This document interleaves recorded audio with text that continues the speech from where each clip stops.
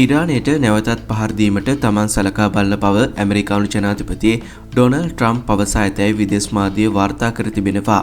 දවල මන්දිරයේ පැවති මාධ්‍ය හමුවකට එක්වෙමින් මාධ්‍යවේදියෙකු නැගූ ප්‍රශ්නයකට පිළිතුරු ලබා දෙමින් ඇමරිකානු ජනාධිපතිවරයා පවසා ඇත්තේ ඉරානයට යුරේනියම් සැලකිය යුතු මට්ටමකට සුපෝෂණය කළ හැකි බවට බුද්ධ්‍යංශ නිගමනය කළහොත් තමන් කිසිදු සැකයකින් තොරව ඉරානයට නැවත පහර දෙන බවටයි.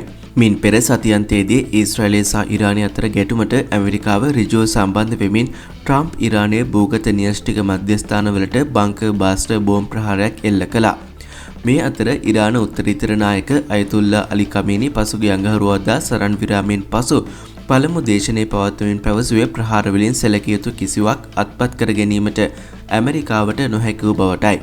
ඉරානයේ න්‍යෂ්ටික වැඩසටහන කඩාකප්පල් කිරීමට මෙම ප්‍රහාර වලින් සැලකිය යුතු කිසිවක් ඉටු නොවූ බවත් කටාරේ ඇමරිකානු ගුවන් කඳවුරට එල්ලූ පලිගැනීමේ ප්‍රහාරය ඇමරිකාවට දැඩි පහරක් බවත් දෙරට අතර යුද ජයග්‍රහණයෙන් ඉරානය ජයගත් බවයි ඔහු ප්‍රකාශ කළේ. මීට පිළිතුරු ලබා දෙමින් සිය ට්‍රූත් සෝෂල් ගිණුමේ සටහනක් තවමින් ඇමරිකානු ජනාධිපතිවරයා සඳහන් කර ඇත්තේ යුද්ධයෙන් විනාශ වූ ඉරානයේ ඊනියා උත්තරීතර 나යකයා වන අයතුල්ලා අලි කමේනි ඊශ්‍රායලය සමග ඇති මෙම යුද්ධය ජයග්‍රහණය කළ බව පැවසීම මෝඩකමක් වන බවයි.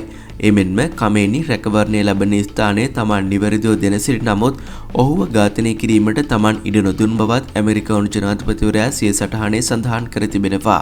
එමෙන්ම තමන් පසුගිය දින කිහිපය තුළ සම්පාදක ඉවත් කිරීම සහ අනෙකුත් දේවල් පිළිබඳව තමන් කටයුතු කරමින් සිටි නමුත් ඒ වෙනුවට ඉරාන ආධ්‍යාත්මික නායකයා කෝපය සහ වෛරය පිළිකුල පිළිබඳ ප්‍රකාශයකින් පහර වැදීම හේතුවෙන් තමන් සම්පාදක සහන සහ තවත් බොහෝ දේවල් වහාම අත්හැර දැමීමට පියවරගත් බවත් ඇමරිකානු ජනාධිපතිවරයා සිය සටහන මගින් සඳහන් කර තිබුණා.